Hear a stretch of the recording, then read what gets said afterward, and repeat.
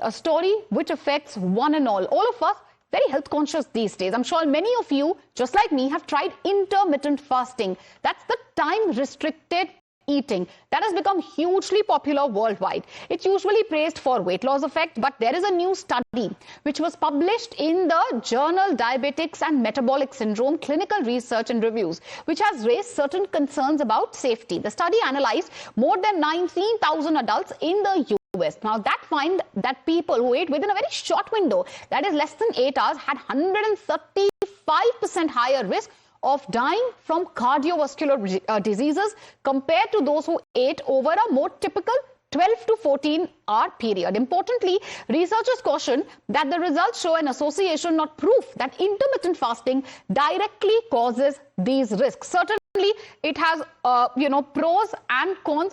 We have my colleague Kritika, who's joining us, live. Kritika, first of all, take us through some takeaways, from this particular study, and then we will take this further.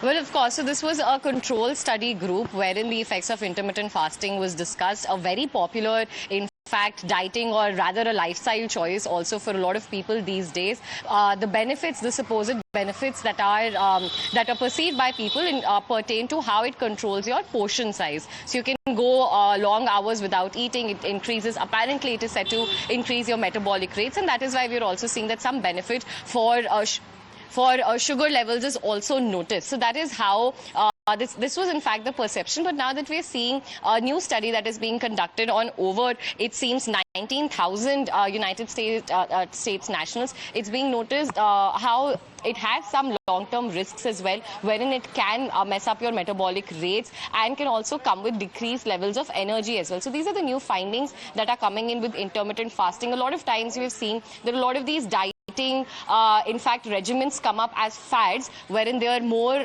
so of trends. So this study comes to prove the similar point, wherein it has to be established that after only particular research is done, because remember, this is also based on a retrospective study. A retrospective study is wherein people will go over a regimen and then discuss what effects they have felt over this, because there is no particular scientific way to also go about it, and this is why more research is also required in order to understand how and what really the health benefits are, or if in fact we're ending up following just another fad in the name of a lifestyle choice. Over to you.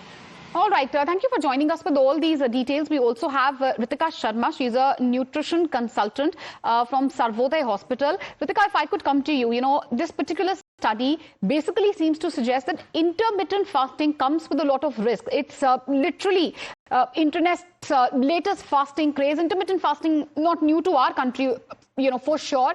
Can you take us through the pros and cons of intermittent fasting, and how are we to interpret this new study? Hi. So, see, there are pros and cons both. The pros, you can say that yes, it may control your blood pressure, it may control your diabetes in some certainties, but any fasting, if you do whatever fasting, if you're doing intermittent fasting or if you're doing keto diet or whatever, you are depriving your body of nutrients, basically your macros, your micros, both, all these things. So anything that is depriving your body of certain important nutrients, it gives a very negative impact to your body. Pros is again that it gives you a very fast weight loss for the people who are struggling with weight loss journey, who are not able to do any, a good weight loss. So they do this intermittent fasting and they see a very good result, immediate loss of like 4 to 5 kgs in a very short span of time. But then that weight loss is not sustainable, first thing. And then it again deprives you of all the nutrients, all the things that you require. Because certainly in one full day, if we also eat completely a good meal, even then we are not able to complete our protein requirements or our time-restricted eating. What if one is able to meet their nutritional needs within that particular time window which is required for intermittent fasting? Should one still stay away from intermittent fasting?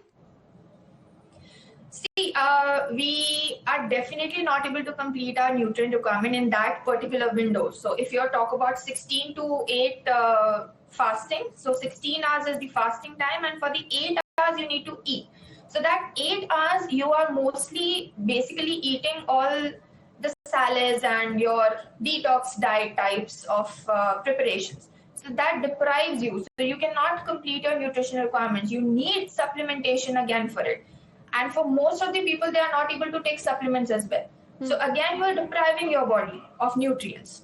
So intermittent fasting is good for if you need a very fast weight loss, but then it is not sustainable. But does it increase the risk of cardiovascular diseases as this particular study claims?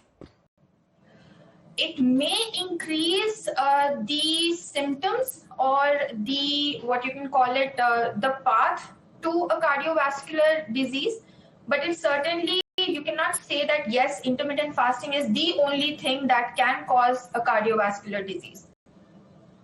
Okay, but you're saying that there is a possibility that it could increase that risk. So what would be your advice, as an expert? Would you advise, perhaps your clients or to the larger public in general to stay away from intermittent fasting? Because there are many, cons of intermittent fasting as well, which have been highlighted time and again. And this is also backed by various studies.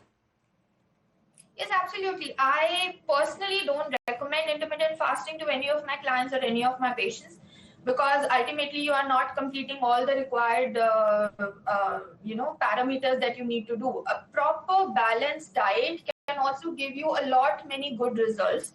You can complete your nutritional requirements. You can, get away from all the symptoms and underlying diseases that you have. So you don't need to go on certain restricted diets to complete or to, achieve your targets. You can follow a balanced diet, a proper balanced diet. So perhaps following a balanced diet instead of a time-restricted eating. That seems to be, the suggestion coming from your side. Thank you, ma'am, for joining us with your views. Intermittent fasting. Should you indulge in intermittent fasting? Will it help you with weight loss? Could it increase the risk of cardiovascular diseases? All that, obviously, those questions remain, especially in the backdrop of this study. We will continue taking a look at this debate through the course of the day. As of now, slipping into a short commercial break.